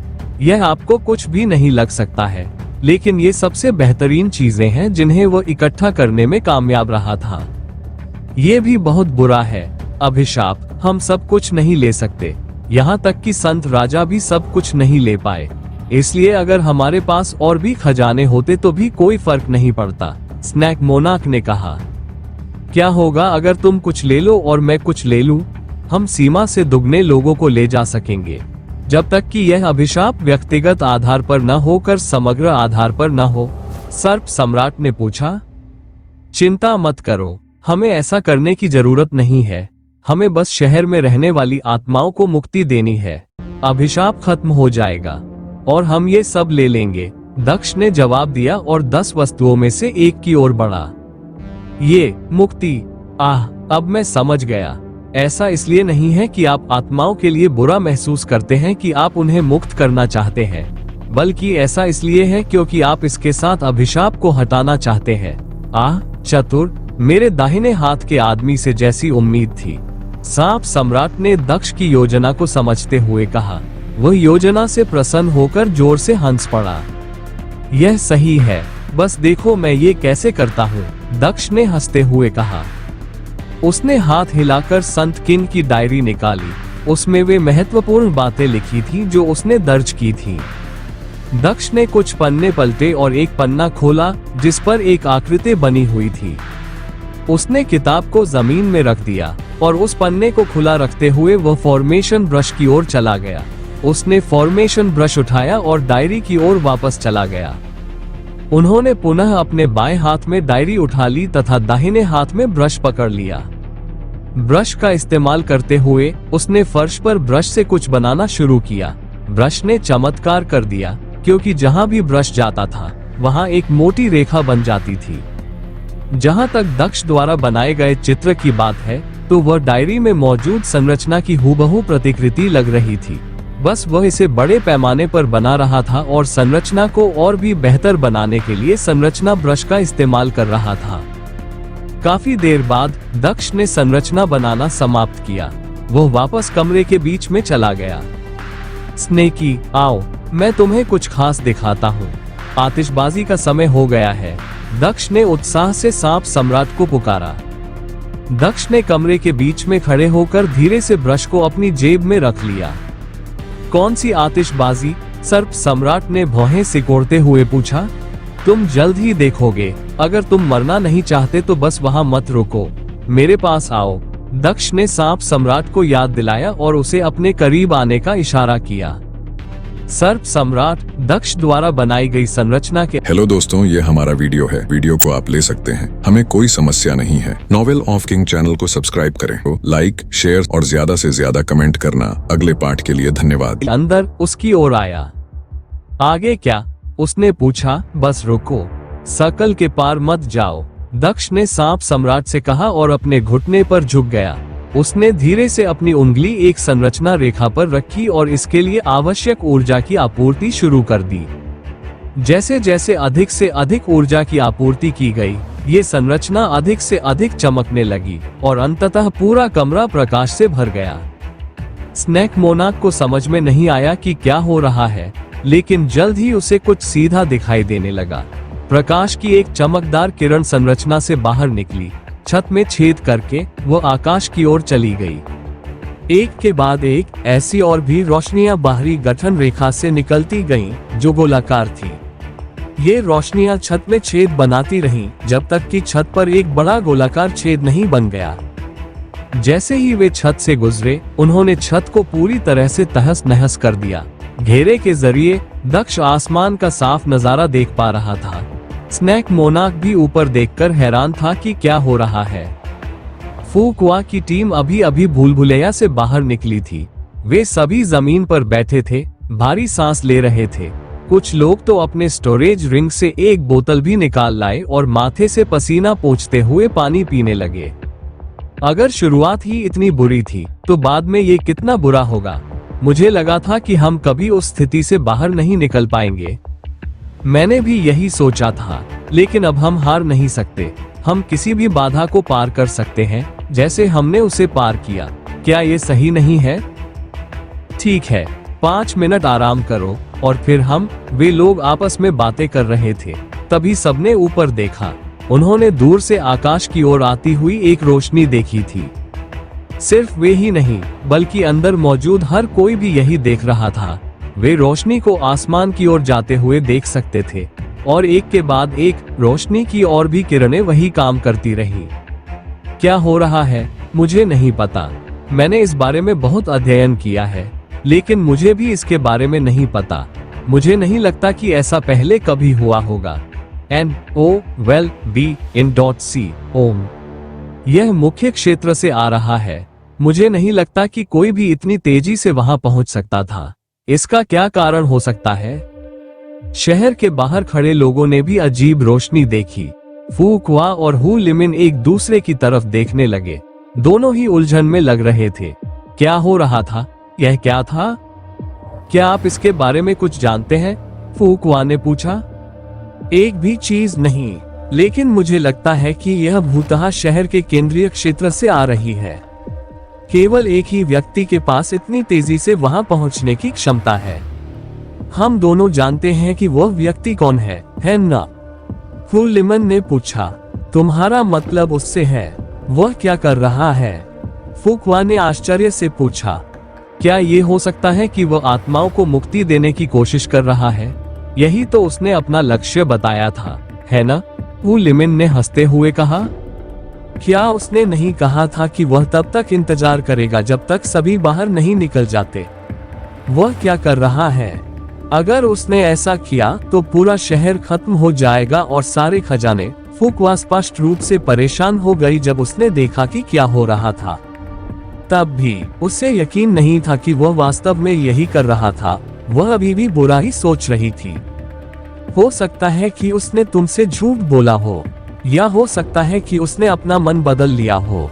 किसी भी मामले में वह बहुत शक्तिशाली है। हम उसे रोकने वाले कोई नहीं है। चलो बस उम्मीद करते हैं कि यह सच नहीं है। अगर यह सच है तो हम अंदर से ब्रश कभी नहीं पा सकेंगे। ये हमेशा के लिए चला जाएगा, फू लिमन ने आह भरते हुए कहा। मुझे आशा है कि वह ऐसा नहीं कर रहा है, फूकवा ने बुदबुदाते हुए कहा, जब उसने आकाश में प्रकाश की अधिकाधिक चापों को जाते देखा। वह जिस जगह खड़ी थी, वहां से वह केवल आकाश में इकट्ठा हो रही रोशनी को देख सकती थी। लेकिन जहां दक्ष खड़ी थी, वहां से ही कोई स्पष्ट रूप से देख सकता था कि वह वास्तव में क्या थी। हकीकत में प्रकाश उसी संरचना का निर्माण कर रहा था जो दक्ष ने फर्श पर और भी बड़े पैमाने पर बनाई थी। 5 मिनट के बाद गठन पूरा हो गया। चलो सभी खजाने ले लेते हैं, देर नहीं हो सकती, दक्ष ने कहा, क्योंकि उसने कमरे में सभी खजाने उठाए और उन्हें अपनी सूची में रख लिया, जिसमें ब्रश भी शामिल था। दूसरी ओर स्नैक मोनाक आकाश में उस संरचना को देखता रहा।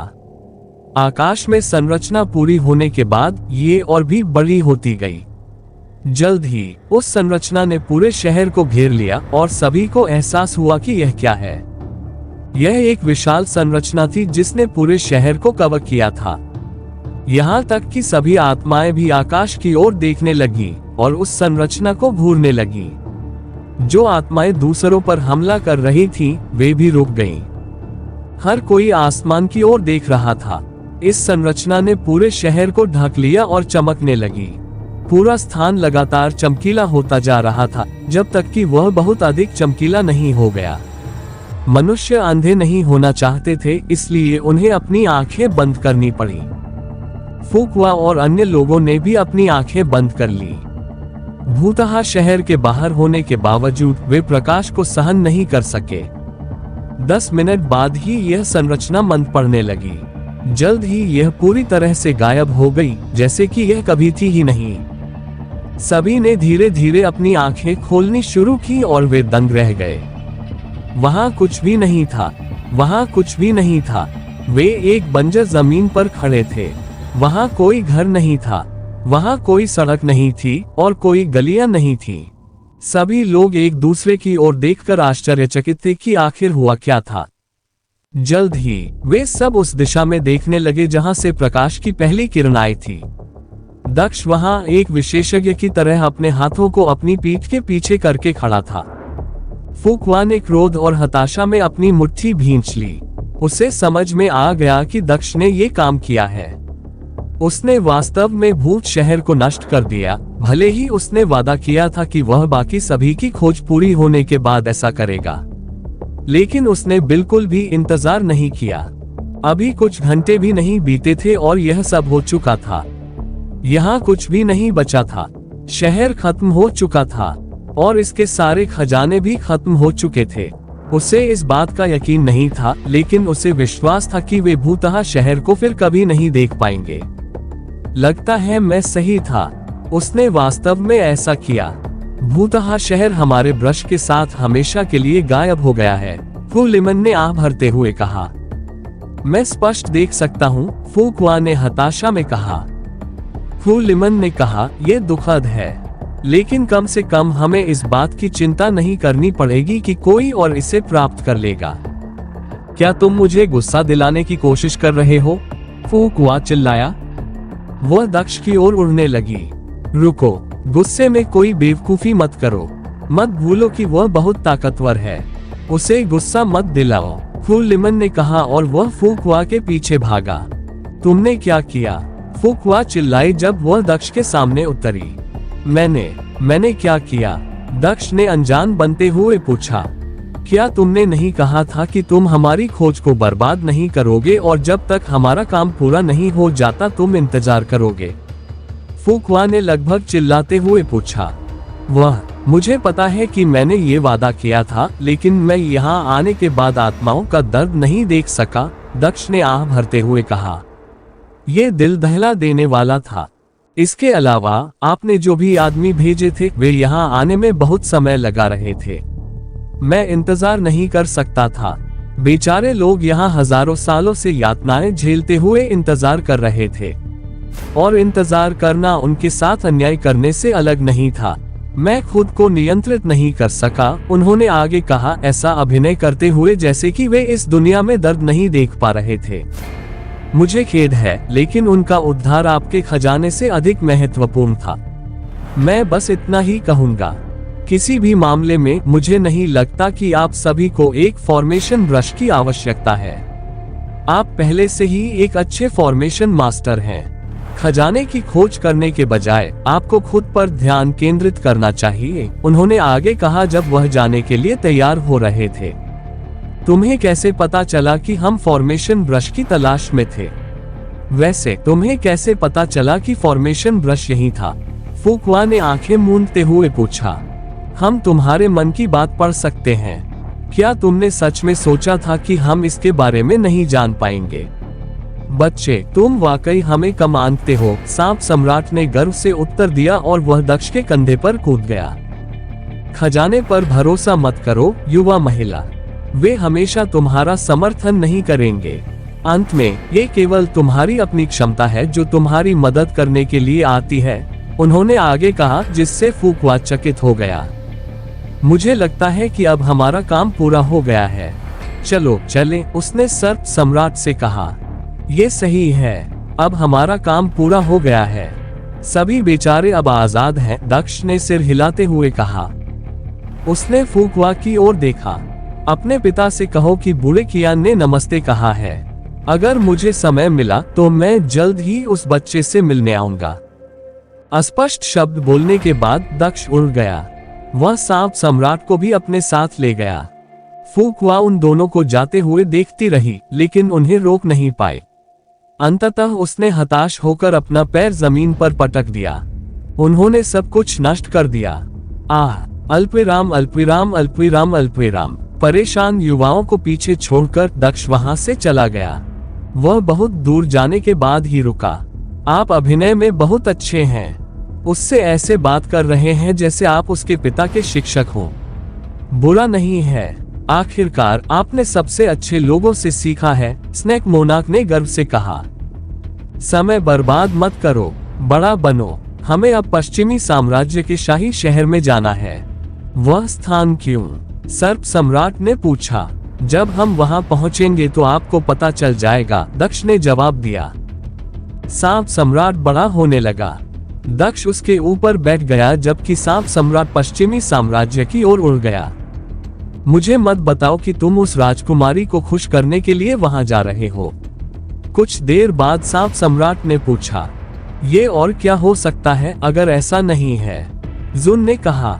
बेवकूफ मत बनो। वह सुंदर हो सकती है, लेकिन वह मेरे वहां जाने का कारण नहीं है। अगली चीज जो मुझे चाहिए वह पश्चिमी सम्राट के खजाने में है, इसलिए मुझे वहां जाना है, दक्ष ने उत्तर दिया।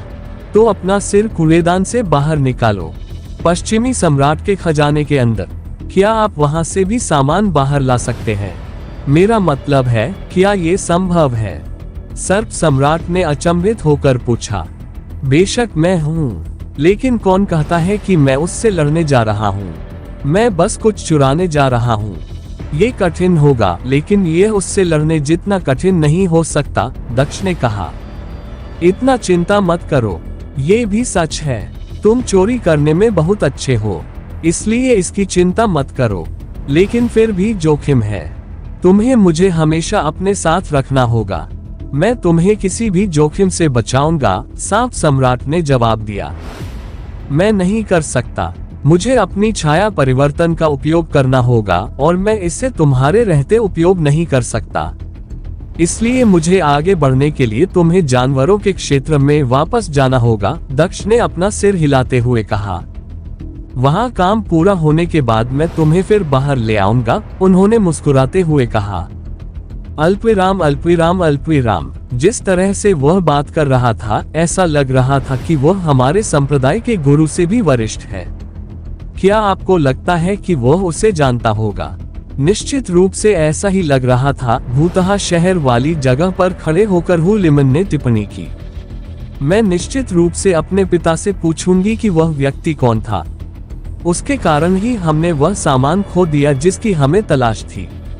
इसके बाद तो पिता भी हमें दोष नहीं दे सकते, फूकवा ने कहा और उसने अपने उड़ने वाले जानवर को वापस जाने के लिए कहा। चलो चलें, हमें कार्यक्रम के लिए पश्चिमी रॉयल सिटी भी जाना है। हम इसे मिस नहीं कर सकते, उसने हु लिमन से कहा। मुझे पता है, हु लिमन ने कहा और उसने अपने जानवर को भी पुकारा। वह और फूकवा उस जगह से चले गए, अपने संप्रदायों की ओर बढ़ गए। अल्पविराम अल्पविराम अल्पविराम अल्पविराम। दक्ष के लिए वापसी की यात्रा भी लंबी थी, क्योंकि उसे वहां पहुंचने में लगभग उतना ही समय लगा जितना उसे पहाड़ से यहां आने में लगा था। दिन बीतते गए, जो उन्होंने अपने परिवार को अपनी आंतरिक दुनिया में प्रशिक्षित करने और उसे विकसित करने में बिताए। उसी समय दक्ष अपनी दूसरी आंतरिक दुनिया को भी संशोधित करता रहा। एक आदर्श जेल की दुनिया बनाने की कोशिश करता रहा, जहां वह अपने दुश्मनों को फंसा सके और उन्हें प्रभावी ढंग से मार सके। आमतौर पर किसी अन्य साधक ने इसे आजमाया नहीं, क्योंकि यह जोखिम भरा था। अगर कोई उनकी आंतरिक दुनिया को तोड़ता तो यह उनकी पूरी साधना को नष्ट करने के लिए पर्याप्त था। सिर्फ उस जोखिम के कारण बहुत से लोगों ने इसे आजमाया नहीं। दूसरी ओर दक्ष के पास दो आंतरिक दुनियाएं थीं, जो दोनों अलग अलग थीं। वह एक को नष्ट होने का जोखिम उठा सकता था, इसलिए उसे इसकी चिंता नहीं थी। इसके बजाय उसने अपने दुश्मनों पर हमला करने के लिए एक आदर्श दुनिया बनाने की पूरी कोशिश की। यह एक ऐसी दुनिया भी थी जहां वह एक देवता था, लेकिन दूसरी दुनिया के विपरीत इस दुनिया में कोई सभ्यता नहीं थी। यहाँ कोई लोग नहीं थे, इसलिए वह यहाँ जो चाहे कर सकता था, और यही वह इस्तेमाल कर रहा था। जैसे ही उसने अपनी जेल की दुनिया को अपनी कल्पना के आदर्श जेल की दुनिया के करीब आते देखा, उसकी आंखों में उत्साह भर गया। पश्चिमी साम्राज्य का शाही शहर यह एक विशाल शहर था, जो इतना बड़ा था कि इसकी तुलना आकार में एक छोटे राज्य से की जा सकती थी। पश्चिमी साम्राज्य में ये जगह सबसे उन्नत मानी जाती थी। ऐसा कहा जाता था कि यहाँ कोई भी व्यक्ति दुनिया की कोई भी ऐसी चीज पा सकता था जो साम्राज्य के किसी और हिस्से में उपलब्ध न हो। यही कारण है कि लोग यहाँ ऐसी चीजें खरीदने आते थे जो उन्हें किसी और जगह नहीं मिलती थी। यहाँ तक कि कुछ दूसरे साम्राज्यों के लोग भी यहाँ खरीदारी करने आते थे। रॉयल सिटी को पश्चिमी साम्राज्य का पावर सेंटर भी माना जाता था। पश्चिमी साम्राज्य के सबसे शक्तिशाली कबीले यहीं रहते थे। इसके अलावा यहाँ कई शक्तिशाली साधक भी रहते थे। इसके अलावा अमर दुनिया का सर्वोच्च श्रेणी का शिल्पकार भी वहाँ रहता था। पश्चिमी साम्राज्य के शाही शहर के ऊपर सूर्य चमक रहा था जब एक व्यक्ति ने शाही शहर में कदम रखा। NOWELDJN.C ओम। काले बालों वाले आदमी के पीछे एक छोटा सा सांप जैसा प्राणी उड़ रहा था। ये शहर बहुत बड़ा है। हम इतने लंबे समय से चल रहे हैं और मुझे अभी भी रॉयल पैलेस दिखाई नहीं दे रहा है। हम सीधे उड़ क्यों नहीं सकते? छोटे सांप ने दक्ष से पूछा। हम नहीं कर सकते। अगर हम उड़ेंगे तो हम बहुत ध्यान आकर्षित करेंगे।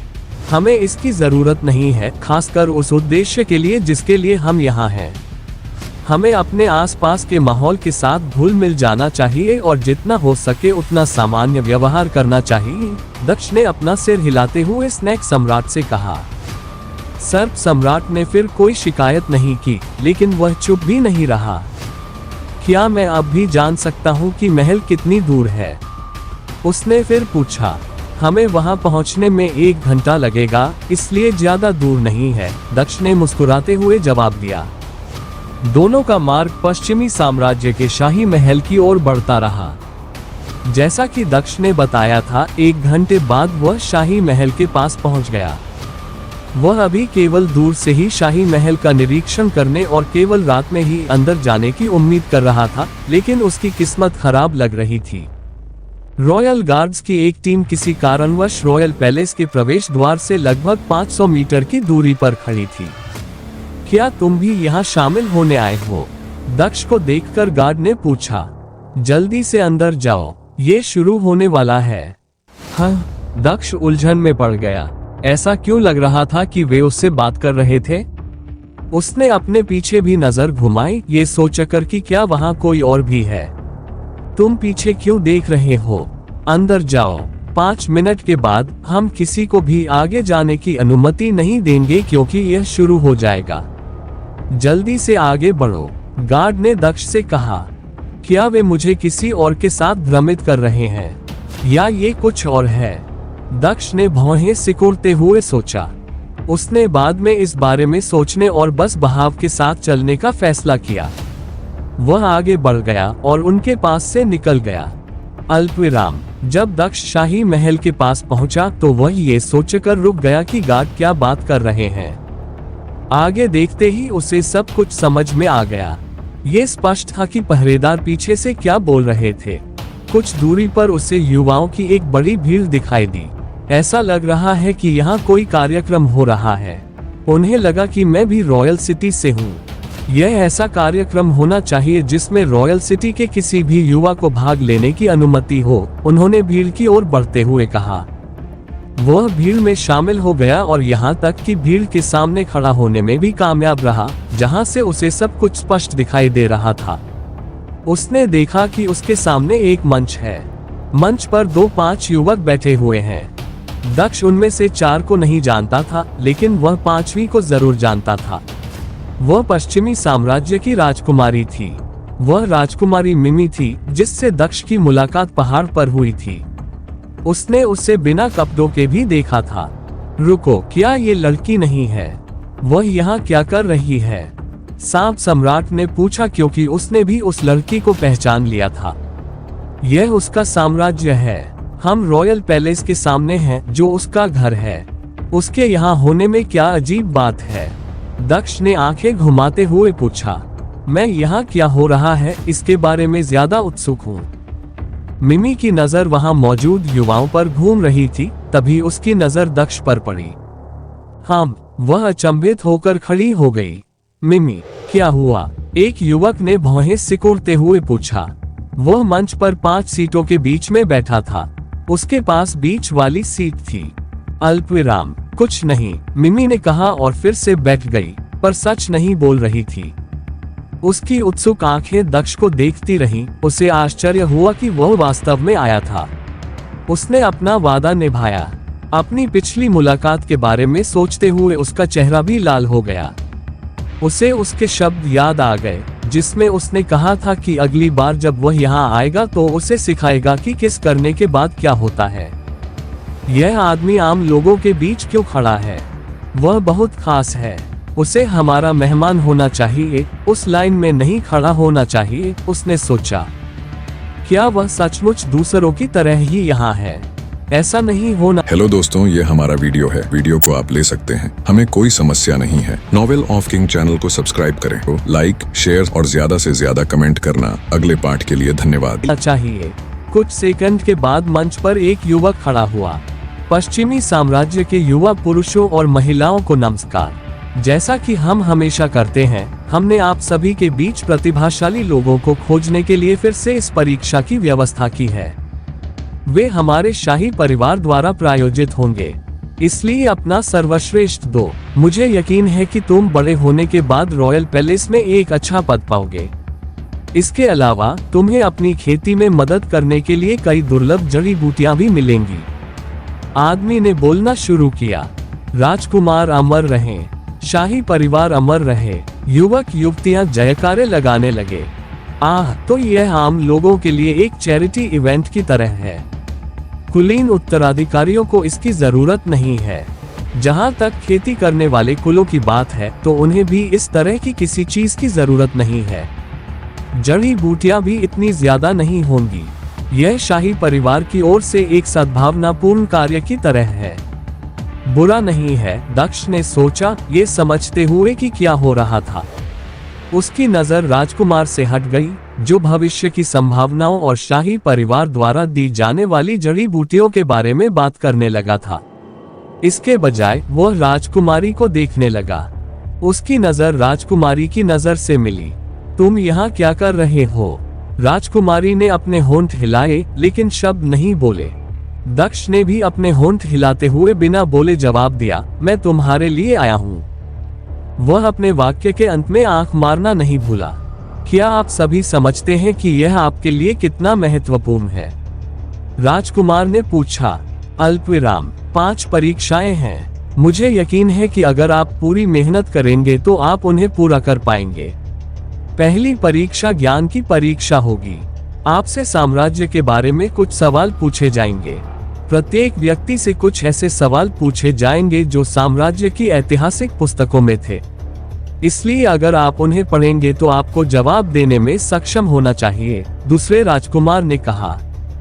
मीगू, तुम परीक्षण शुरू करो। दूसरे राजकुमार ने अपने अधीनस्थ से परीक्षण शुरू करने के लिए कहा, क्योंकि वह व्यक्तिगत रूप से ऐसा करने नहीं जा रहा था। यद्यपि द्वितीय राजकुमार के चेहरे पर मुस्कान थी, फिर भी अंदर से वह निराश था। क्या वाकई हमें यहाँ आकर इस तरह समय बर्बाद करना जरूरी था? हमारे माता अकेले ही इसे आसानी से संभाल सकते थे, लेकिन पिताजी को समझ में ही नहीं आता। सिर्फ इस दिखावे के लिए हमें यहाँ मजबूर किया गया है, उसने परेशान होकर सोचा। अंदर से इतने परेशान होने के बावजूद उन्होंने इसे अपने चेहरे पर जाहिर नहीं होने दिया। उन्हें शाही परिवार की दयालु और उदार छवि बनाए रखने की जरूरत थी। उनके अधीनस्थ ने ये सुनिश्चित किया कि प्रत्येक व्यक्ति के बीच पर्याप्त दूरी हो। उसके बाद उन्होंने यहाँ आए प्रत्येक व्यक्ति को एक कागज और एक कलम दिया। कागज पर कुछ प्रश्न लिखे थे और बच्चों को उनके उत्तर लिखने थे। दक्ष ने सवाल को देखा और व्यंग्यपूर्वक मुस्कुराया। उसे पश्चिमी साम्राज्य के बारे में ज्यादा जानकारी नहीं थी। वास्तव में वहां लिखे 20 सवालों में से उसे एक का भी जवाब नहीं पता था। यह मुझे उस समय की याद दिलाता है जब मैं बिना किसी चीज को संतुष्ट किए परीक्षा देता था। बकवास लिखने की गुप्त कला का उपयोग करने का समय आ गया है। उसने लिखने की तैयारी करते हुए सोचा, लेकिन वह रुक गया। एक विचार मन में आते ही उसके चेहरे पर मुस्कान आ गई। वह दूसरे लोगों के मन की बात पढ़ने जा रहा था। उनका मानना था कि चूंकि वे इसी साम्राज्य से थे, इसलिए उन्हें उत्तर पता था। जैसा कि उसने उम्मीद की थी, उसे जवाब मिलने लगे। वास्तव में वह कई लोगों के मन को पढ़कर उत्तरों की पुष्टि भी कर पाया। उसने अपने पेपर पर उत्तर लिखना शुरू कर दिया। 10 मिनट बाद उसने अपना काम खत्म कर दिया। अन्य प्रश्नों के उत्तर भी लगभग एक ही समय में समाप्त हुए, क्योंकि प्रश्नों के उत्तर केवल एक शब्द में थे। मी गू ने प्रत्येक युवक से कागजात एकत्र किए और उन सभी की जांच शुरू कर दी। जबकि आपके उत्तरों की जांच हो रही है, तो आपके दूसरे परीक्षण का समय आ गया है। शक्ति का परीक्षण। दूसरे राजकुमार ने कहा, मुझे पता है कि आप में से ज्यादातर लोग साधना में कमजोर हैं। चूंकि आपके पास कोई संसाधन और सहायता नहीं थी, इसलिए आप हमारे प्रमुख कुलों के छोटे बच्चों से बमुश्किल ही ज्यादा मजबूत हैं। लेकिन इसका मतलब यह नहीं है कि हम आपकी ताकत का परीक्षण नहीं करेंगे। मुझे देखने दीजिए कि आप बिना किसी सहायता के कितनी दूर तक प्रगति करने में कामयाब रहे। उन्होंने एक बार अपनी बाहें थपथपाते हुए कहा। उनके आदेश पर एक ढोल जैसी वस्तु यहाँ लाई गई। उस वस्तु को युवाओं के सामने रख